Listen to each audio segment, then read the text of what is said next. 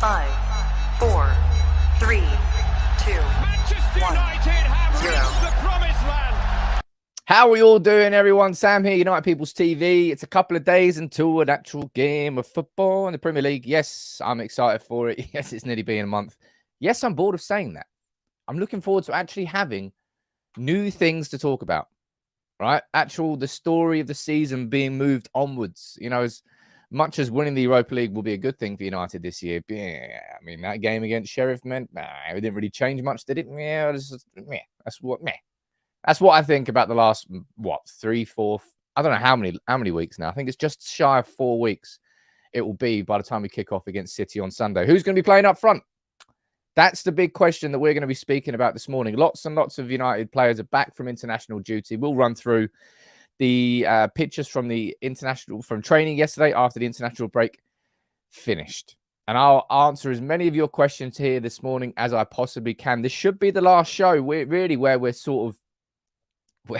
of like scraping the barrel, but it's that there's been hardly anything new to talk about with United for so long now that we're kind of repeating stories. Today, it's a little bit different because we're looking and focusing ahead towards a City game and the injuries that we may have, talking about Rashford, talking about Martial, talking about Cristiano Ronaldo. And I'll answer as many of your questions as possible. What members are down here in the comments? Let's have a look. Lee, good morning to you. Tyler, we've got Alex. Big up to Alex. Absolute G yesterday, donating 10 memberships, at least 10, maybe even more. Absolute G. I'm doing it today. Keep your card in your pocket. Michael, good morning to you. Jordan, Freddie, Stephen, two Stevens, Reacts, and Anderson. How you doing? Lots and lots of you. Josh and Fizz, regulars and new faces alike. Good morning to all of you. I mean, it's going to be, it should be a good show today. It's going to be a little bit of a concern because Alex, you just donate you just donated 5 git. Who did you donate them to? This is just becoming like a daily part of the show now. It's absolutely incredible. It really, really is. Where do I find out who got them? Shane Pillay, you got one. Stevie Jamieson, Mr. Buggy, Robert Schmidt, you got one as well. And Brandon Hogg, you lucky gents. Absolutely. Look, yesterday you might. I mean, of course you watched my video. What else are you going to be doing with your life? Quite a few more important things. But I did my video yesterday, and I ran through the fixtures we've got coming up. Honestly, it's absolutely bonkers. We've gone from like a famine of football to an absolute. We're going to go to an absolute from famine to feast, if you want to call it that.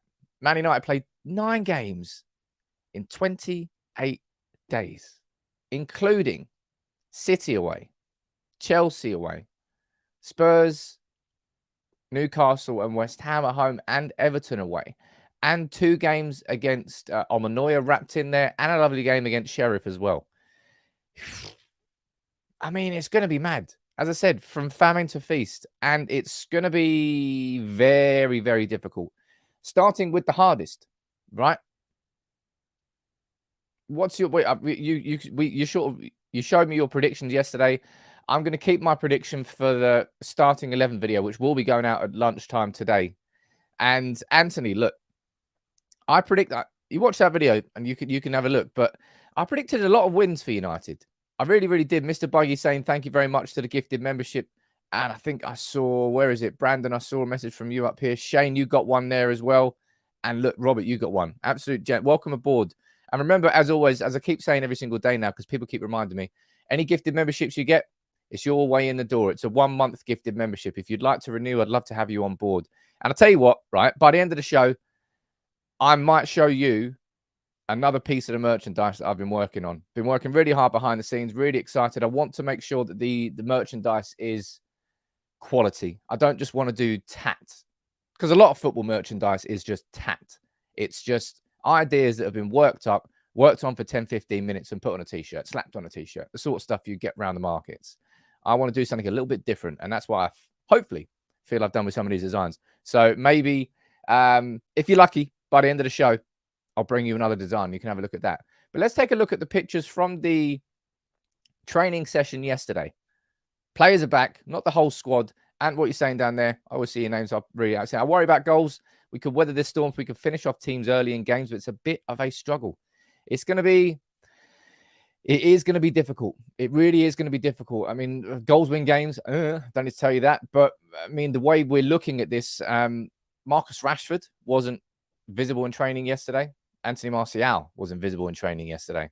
And Cristiano Ronaldo got an absolute twat in the head during the international break. I'm sure he's going to be fine. He played the next game for Portugal, but I think he's got a black eye.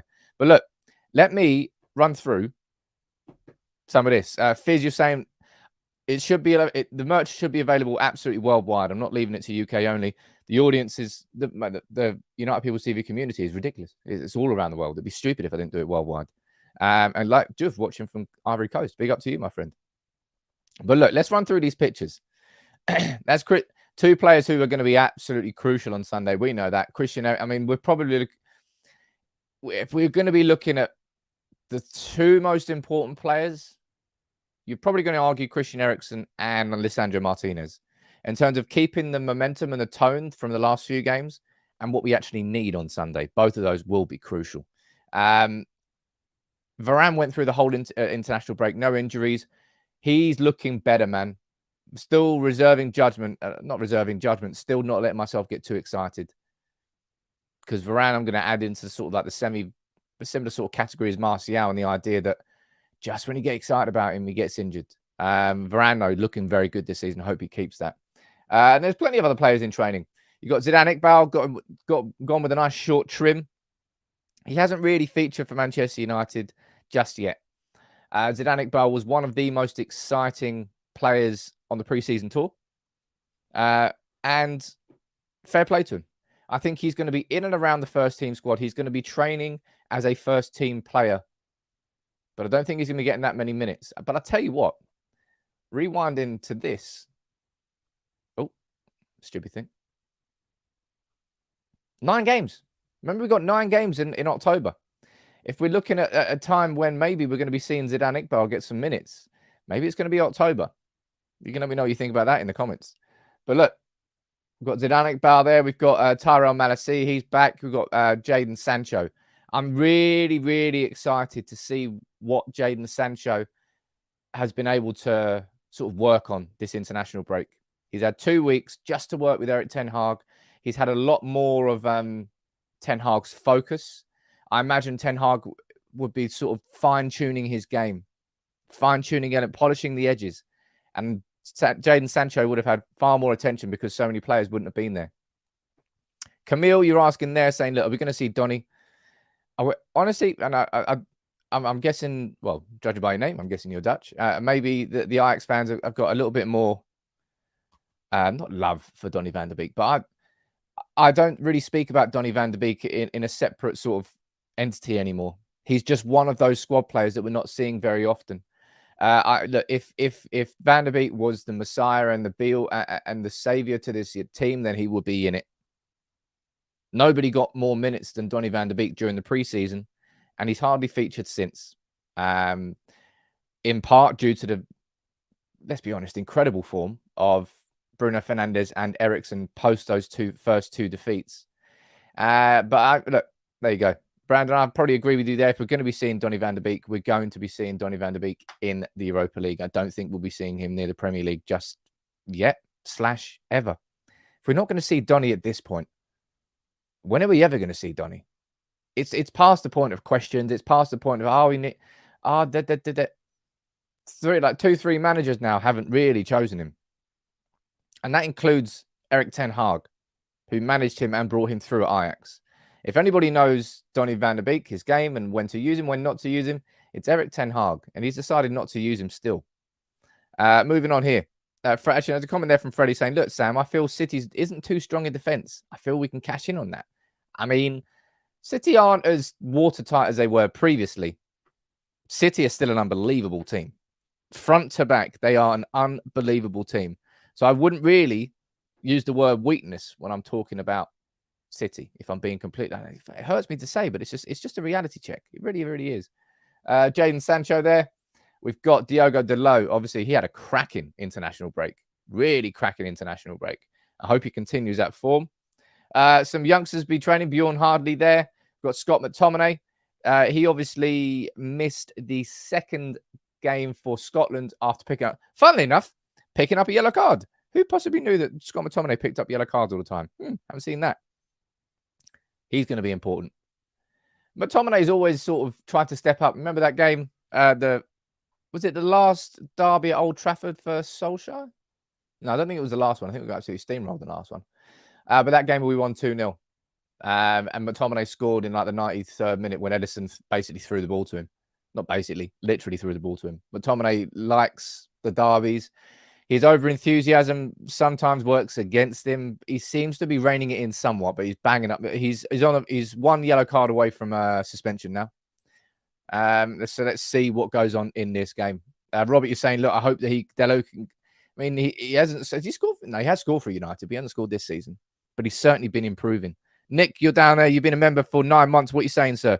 The first goal will decide the game on Sunday. Okay.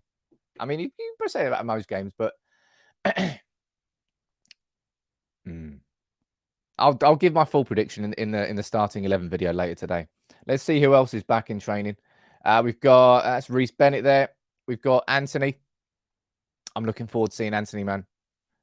Someone yesterday, I can't remember who the name was trying to say that Antony's a flop. He's going to be a flop. He's going to be shit. One trick pony. It's like, bro, it's incredible that people can build such a I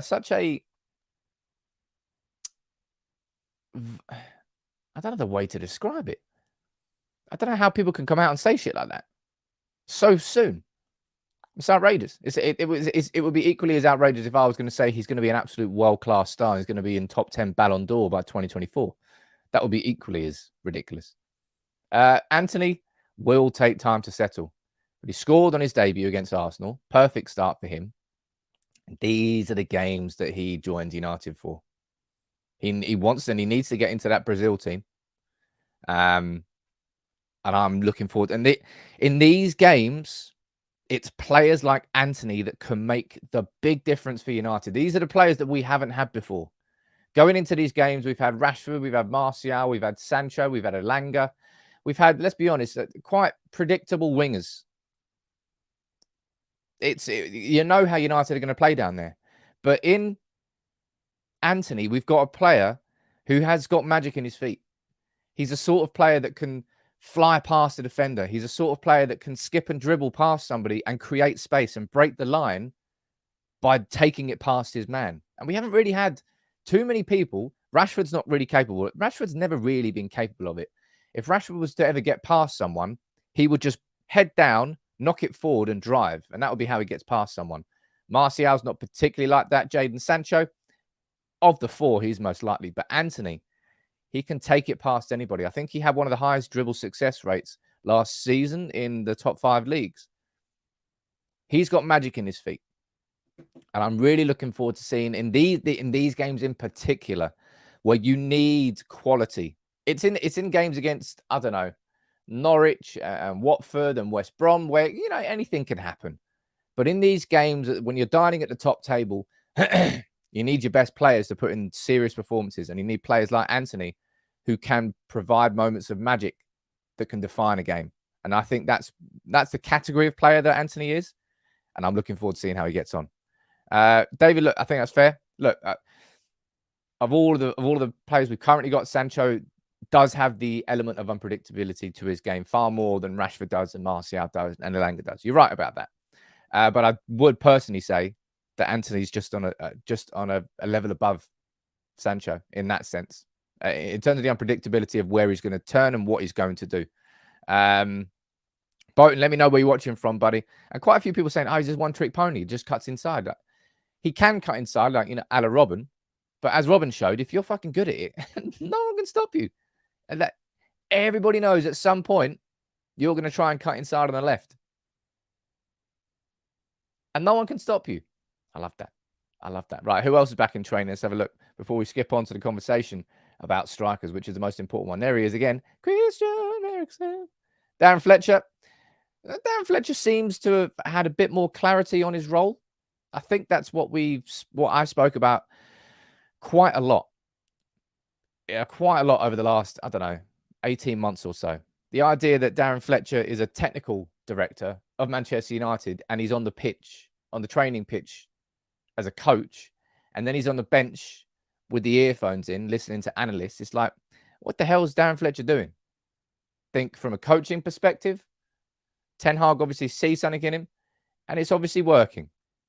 So fine by me. Antony saying, does he put the cones out? Not sure. Maybe he does. We've got Alejandro Garnacho. Hasn't really played too much. Shola Shoretiro hasn't played at all. And Mitchell van der Gag. No pictures of Erik ten Hag. And more significantly, no pictures of a few strikers, because the derby's coming up on Sunday, right? And if we're being honest, look, the summer transfer window, I think overall was a success. I think there were huge faults in how much we paid for players, when we paid for those players. Seemingly with De Jong, we haven't really spoken about De Jong since being burned by him in the summer.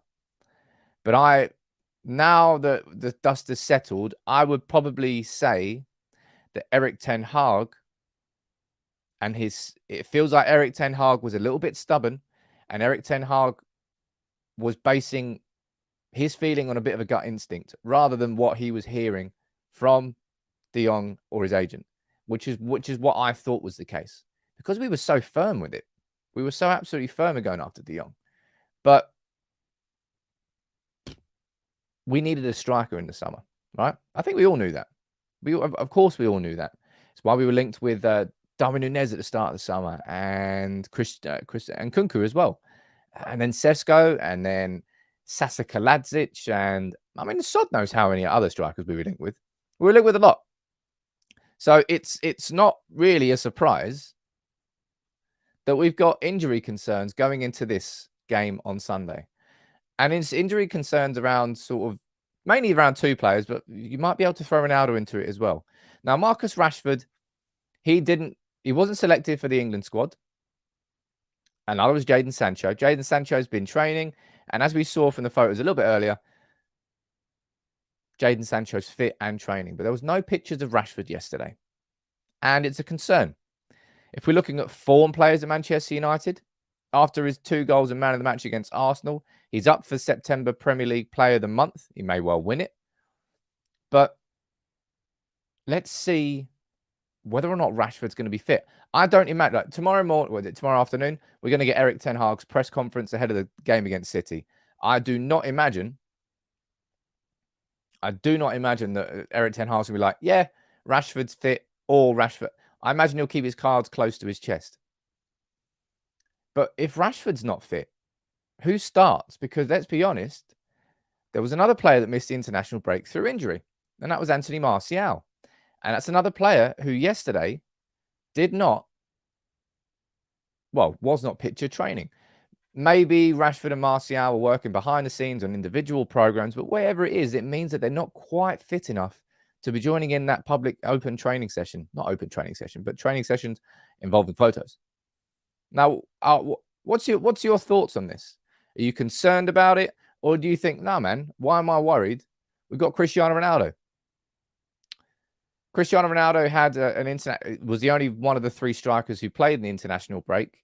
And it wasn't the best international break. Ronaldo still looked a little bit, honestly, it's so obvious. No agenda. So obvious that Ronaldo hasn't had a preseason. It still feels like he's finding fitness. He's trying to find a bit of form. He's trying to find everything. I think it's kind of a rhetorical question, surely. If Rashford and Martial aren't fit to start on Sunday, does Erik ten Hag start with Ronaldo? Because what game was it? I can't remember what game it was. I think it was Liverpool. Liverpool was the game where he dropped Ronaldo for the first time, and he kept him out of the team for the game against Southampton too. And I think he played Elanga in both of them. So he went with Elanga. And let's be honest, like, Elanga's like a fraction not even a fraction of the player that Ronaldo is. Elanga's not going to be the guy that delivers all the goals, but the guy who delivers movement, the guy who brings that dynamic element to the front three, a bit of pace, somebody who can chase down, somebody who can press. But Ronaldo's not that player. He is not that player. And I suppose it all depends on tactically how Erik ten Hag wants to play against City. I don't think he's really going to operate with a high press against City. So maybe it will suit Ronaldo a little bit more than if United were to operate. I just don't think we're going to have the legs and the quality to play against City with a high press. It's the hardest team to play against. Only Liverpool really have been able to do it against them over the last few years. So I don't think we'll play with a high press. So I think it will be a system which probably suits Ronaldo a little bit more. I just think the idea of playing a high press against City is just, it's not suicide. I mean, it's not as bad as that, but the last thing you want to be doing is leaving massive, massive gaps for City to exploit, because for a high press to work against City, you have to be so fast and so tight and correct and properly pressing as a team that you don't leave spaces anywhere. And when you've got players like Diaz and Cancelo and Rodri and De Bruyne, those players who find the half spaces, if you do the high press even slightly wrong, yeah, as it's just being said there, Antony, this is exactly what would happen. They just pick us off. So I can't imagine United will be pressing very high against City. I imagine we'll probably, it was a comment down there. Shane, I don't think we'll play on the counter. I don't think we'll totally play on the counter. I think we can play on the counter, yes. But I imagine we'll probably go for, as Lee says, more of a mid-press. I imagine we'll try and win the ball more around the centre circle than we will around the edge of City's box. And in that sense, there's a space for Ronaldo in there.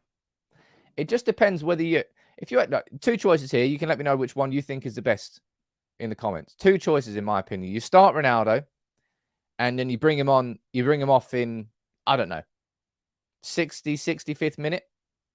Or you bring Ronaldo on in the 65th minute to see out the game.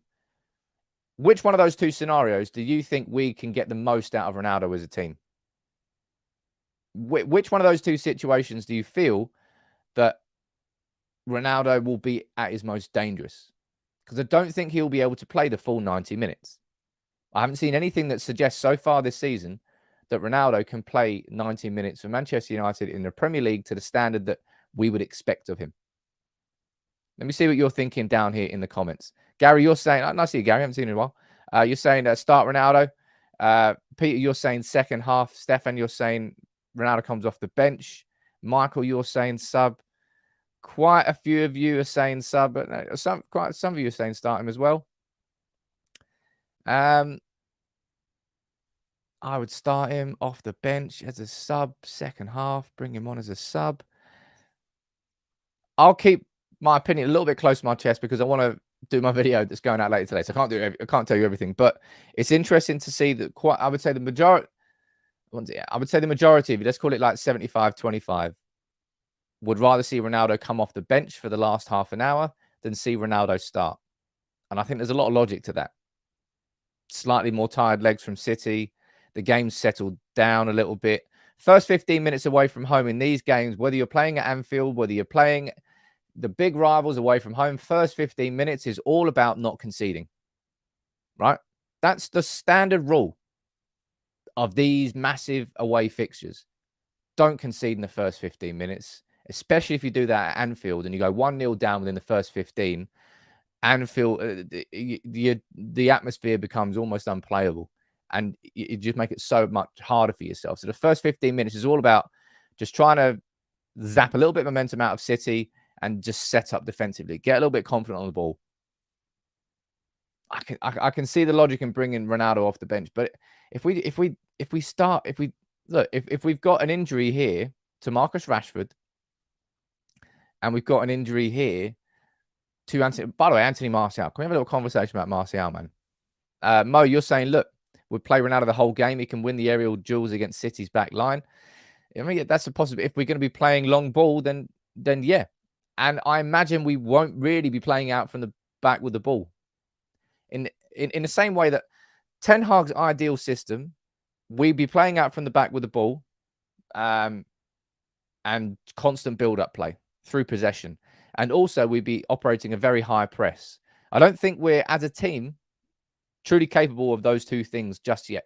Certainly not playing out from the back with the ball. We're still nervous and tetchy with the ball. And I don't think we've got the...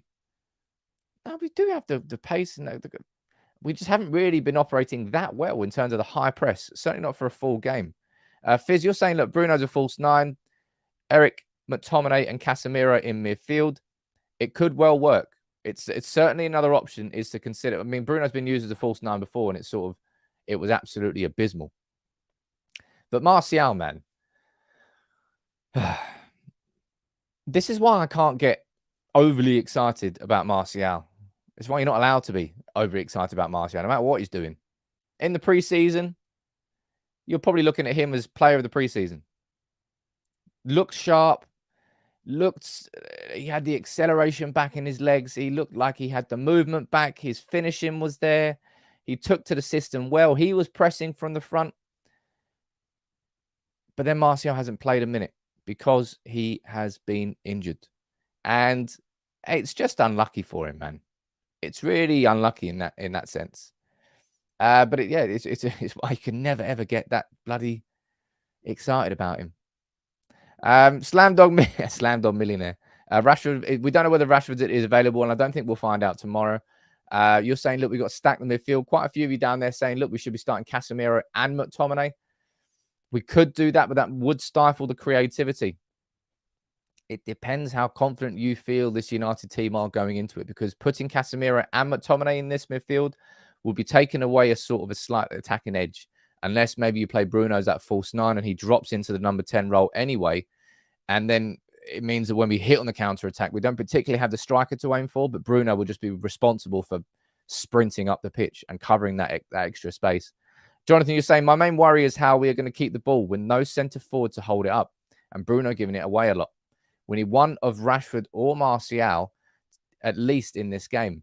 So that's a very good comment there from Jonathan, saying in the contrast to saying playing Bruno as that false 9, who's going to hold the ball up? But at the same time, I'll be honest, Jonathan, is Rashford or Martial really going to hold the ball up? Out of any striker that we've got there, surely the only one you're going to be going at to in terms of holding the ball up is Cristiano Ronaldo. That's what I mean. There are definite. The starting 11 could massively vary depending on the mindset and the tactics that Erik ten Hag has going into the game. If he wants to be a little bit more conservative, you might see Casemiro and McTominay in midfield together, and then Bruno's a false 9. If you want to see something a little bit more aggressive, then you may well see Rashford, Martial, or Ronaldo start up front and give us an actual target man to aim for. It's interesting. That's why I personally think it's going to be a fascinating starting 11, and that video will go out lunchtime today. And it's a fascinating game. It's a terrifying game. It really is a terrifying game. Aiden, you're saying that thoughts on Jonathan David. I thought he's the one plays for Lille. I think he plays for Lille. Link with him. Link with lots and lots of strikers. You can add into the list of Sasa Kalajic, Sesko, and Kunku. And no doubt one of those strikers that we will be linked with again. Suman, you're saying, look, Bruno's a false 9 is not viable. I would say that's correct up until the form that we've seen from Bruno in the last few weeks, where he has shown far more discipline in terms of his role. And I imagine if Bruno did play that role on Sunday, I imagine he would play it better than he had played it before. That's why I think so anyway. Omar is saying, look, I think the same winning 11. He trusts his 11. I think we've seen that trust is a big thing for Erik ten Hag, isn't it? And if I mean, in a game like this, you're going to have to turn towards what you know and what you trust and what you know works. And he's known that this 11 has beaten Liverpool and Arsenal at Old Trafford. Now, City away, it's a different beast altogether. It really, really is. Ruben saying, look, Sancho up front, Garnacho on the left. Now, that's never going to happen. What we were saying down here.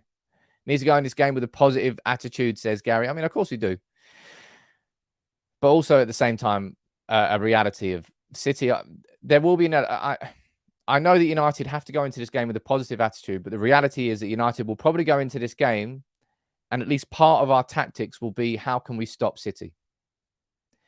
Now, some might say that that's a sort of negative approach. You shouldn't really go into a game thinking how you're going to stop the opposition. You should go into a game thinking how you can beat the opposition. And I would agree to you to a certain extent. But I think it's just different with the level that City are currently at. We have to go into this game and we have to think, how can we stop City's? I mean, I don't really think you can. So maybe it is just focusing on sitting deep, trying to sit disciplined. We kept clean sheets against Leicester and Southampton. Again, I know it's a different ball game altogether, but we've got evidence of it working. It's fascinating. I have no idea how he's going to approach this, because there really are just different ways and different. Now that I'm speaking about it properly and thinking, there really are different ways Ten Hag could approach this game. Nick, what are you saying, sir? Thanks for the super chat. Saying, since everyone is saying Haaland is the best and Ronaldo is finished, if he starts, he will be highly motivated with a big point to prove that he is still the best and relevant. We know that can happen. I mean, Nick, I've never at any point ever questioned the mentality of Cristiano Ronaldo. I think that Cristiano Ronaldo still feels he can be the absolute best in the world. It's just that his body is a couple of yards behind him. His mentality is sharper than his legs are. And that's why I still probably entertain the idea that Ronaldo should be used. I don't think he's got the legs for 90 minutes anymore, but I think he can still have such an effective 30 minutes. I think his most effective performance for United came off the bench against Arsenal, I think it was. And that was when he went through the middle in the second half. And then Rashford ended up going on to the left. And it really made a big difference. And that's where Rashford scored both of his goals from. Andrew, you're saying, look, we need to sign a goal scorer. You can see it in the title of the video. We need a striker in January, man. Without doubt. I don't think it's going to be the 50, 60, 70, 80 plus million pound striker that solves all of our problems. But there will be somebody available, even maybe on a loan spell. Not Odion Igalo, Jesus. Somebody available in January to help our striker situation. There will be an opportunity, and it has to be taken. That's what I think so anyway. Suman, you're saying, look, can we play with a low block and wait for an opportunity to counter? Yes, you technically can. And City will play with a high line. So if we're talking about players who are going to be important, let me rewind to one here. It's absolutely going to be crucial that we get this man on the ball as much as possible. Don't be surprised if Man City operate a bit of a man marking system on Christian Eriksen. I think they will know that if they're able to stop Christian Eriksen getting the ball, they're pretty much going to limit our ability to play it out from the back with the ball. And we need him. We're going to need Christian Eriksen to be able to receive the ball, turn into space, look up and see Antony waiting on the half line for that ball over the top. See whoever else is playing, Sancho, Rashford, Martial, whoever it is. But I don't personally feel that a low block is the smartest idea against City. I think we need to play slightly higher, but it's going to have to be a delicate balance. Absolutely no chance we're going to go to a back five. It will be 4-2-3-1. He won't switch his formation. Ten Hag is loyal to his system. But Eriksen, we're going to need to find him and allow him to find those balls over the top, so we can hit on the counter attack. Because of course we're going to have to counter against City. It's at this moment in time, this United team is not capable of going toe to toe with City. All right, I want us to. Trust me, I want us to. But we will lose if we go toe to toe and try to match and outdo City at what they are currently the best at doing. That's just a reality check. All right. Not me being pessimistic. It kind of is, but it's just the truth at the same time. That's where Ten Hag wants us to get to. But it's taken Guardiola a long fucking time. Good few years and a good few windows to reach that point. After one window and 4 months, we can't compete with that just yet.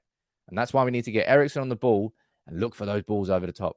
They will be big. And City will play with a high line. Absolutely. There will be space. Darren, you're saying, look, back five was short as centre-back, doubling up with Matacir or vice versa. Give the wing-backs more freedom to go forward. Let Antony and Sancho go inside a bit more to help Bruno out as a false nine. Now, you remember, I suppose, was it under Solskjaer where we played with the split strikers? I think it was Lingard and Rashford who played up front. I remember when he first did that away, I believe it was away to Spurs when Poch was still manager. And that ball from Pogba over the top, Rashford found it right into the corner. That was when Spurs were playing at Wembley. And the split strikers did work. I don't personally see us going to a back five. I think it would confuse the players a little bit. We've been playing towards a system for a long time. Chopping and changing systems is difficult. Right? Certainly when you want to try and build rhythm. I don't think Ten Hag's going to bend too much in terms of the formation. I think we will be 4-2-3-1. But how he wants those players to play inside that system, it's going to be interesting. It really is going to be interesting, man. But look, plenty of you joining in now, and I'm feeling generous. So what I'm going to do now, before we move on to the last couple of talking points, I'm going to show you another design for the merchandise. And again, this is something that I've been working on for a long, long time. Random question there saying, have you seen the Rick and Morty banner at Old Trafford? I have seen that. I love Rick and Morty. I think it's an advertising campaign from Adidas because I'm pretty sure they did the same thing at Arsenal. So I think you can just expect some sort of Rick and Morty related Adidas advert to be filmed at Old Trafford at some point soon. Ali, good morning. New member, nice to see you on board there. What were you all saying down here in the comments?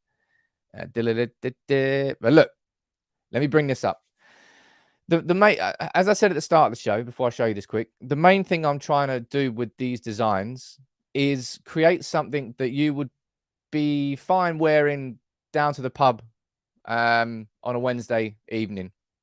You know it's about United and related to it, but there's a subtlety to it. It doesn't have to just be, as I said, some sort of design tat. And this one in particular was an idea that I've had that me and the designer worked on for quite a long time. And I'll show you it and then I'll explain it, right? This is the design here. So it's the Holy Trinity statue with the three little birds. And in my eyes, this is a sort of crossover between Manchester and Amsterdam. This is bringing in what we've already got, the traditional part of Manchester United with the Dutch influence and the Dutch flair. And that's why I wanted to get it felt like a little bit of synergy, like the idea of getting the three little birds above the Holy Trinity statue with the Dutch flag in the background as a little bit of a sunset. I liked it. I really, really liked it. And this is going to be one of the designs that gets released when the merch goes live. And I'm aiming for some point in early October-ish. And I really, really like that one. It's one of my favorite ones. There's 5 designs that we've been working on, and this is one of them. Hey, look, Aquafresh, man. Get those sweet teeth clean. Come on, baby. Look, man, thank you very much for all the feedback I can see in the comments here. Jonathan, I'm not sure you ever want to be in Stoke on a cold night. I'll be completely honest. Do you remember those? There was like a good few years where we played Stoke, I swear, every single Boxing Day. Every single Boxing Day. But look, that's one of the designs. You've already seen the Butcher design. You haven't seen the full Butcher design. You've seen half of the Butcher design. But it's I'm looking forward to releasing these. I'm really looking forward to releasing these. Mark, you lucky, lucky man. Going to Amsterdam in 4 weeks. You bastard. Amsterdam's got to be one of the best cities in the world, man. Best cities in the world. It really, really is. But, yeah. I suppose we can nearly wrap it up for today. Nearly. Anybody who's got any questions, you let me know what you think in the comments below. And I'll try and answer as many as possible. Ruben, you're saying that where will the merch be available from? We're going to have a website, and I'll be able to link you all to the website. We should be able to deliver worldwide. That shouldn't be a problem. Anybody else down here? What you're saying? We'll be going women's V-necks. I don't think, Vicky, not at the very, very start. I won't be launching it, but the women's and the kids' T-shirts will be coming in time. But just in the early stages for the merchandise, we're just going to be going with a generic standard crew cut.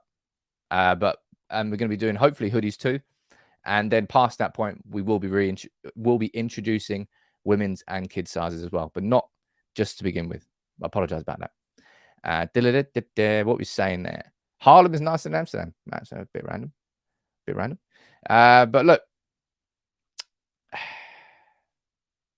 Jonathan, I saw your comment there about the 1958 podcast. Thank you very much. Yeah, I've been blown away by the response from everyone on the podcast. The fact that I keep saying the fact that they chose that platform to come with us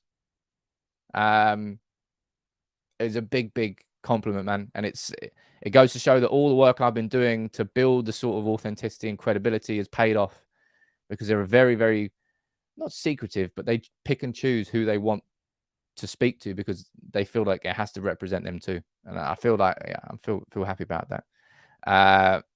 Only good thing about Amsterdam is Ajax. Other than that, it's a horrible. Come on. That's unfair. I love Amsterdam. Every time you go to Amsterdam, you have a different experience. If you want to go and get absolutely fucked up, you can go and get absolutely fucked up. But if you want to go and just have like a nice cultured weekend, there's beautiful museums, lovely canals, great walks, cycle tours. I love Amsterdam. Well, there's a lot of cobbled roads. That's the only annoying thing. A lot of cobbled roads. Ruben's saying hoodies are a great idea. That's going to be good.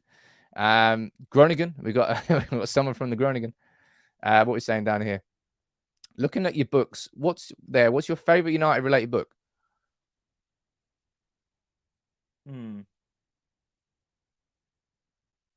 I like Fergie's autobiography. Is it his autobiography?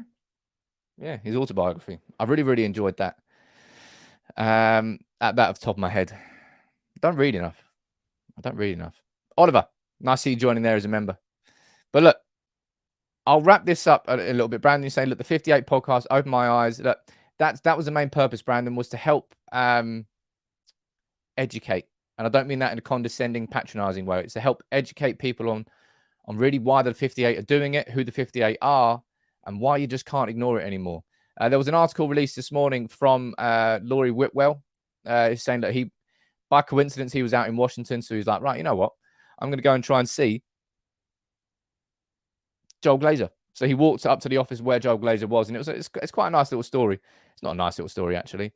And how unbelievable is this? That this is the sign that sat outside the offices of Joel Glazer in Washington. United Bank. 24-hour ATM. I mean, that's exactly how the Glazers operate and use Manchester United, as a 24-hour ATM. We effectively sign players, as Laurie Whitwell says, this summer on a company credit card. All the cash has been drained. The finances have been drained away from our club. And yeah, they are just using United as an ATM. That's why everything that the 1958 is doing is so important. Why I will continue and always will be one of the leading voices on that. Because I can't just ignore it. I won't just ignore it. And fingers crossed something can happen. And I'm going to keep doing more content. I've got some more content ideas, but these ideas around the Glazers, they involve a serious amount of research. So I need to get other people on board to help with that, because I won't be able to do it myself. But look, I'm going to wrap it up for today. Thank you very much, everyone, for tuning in. As I said, I'm really, really excited to launch this. I mean, the United People's TV has been going for how many years now? I have no idea how many years. And I've never done merchandise.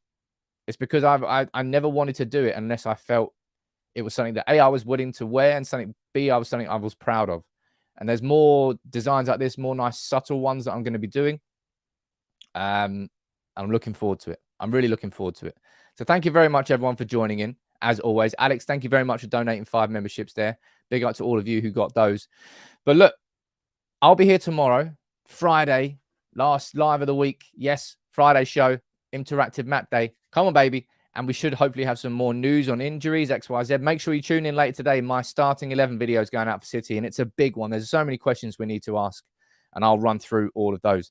So look, take it easy, everyone. And thank you very much, everybody, for joining in.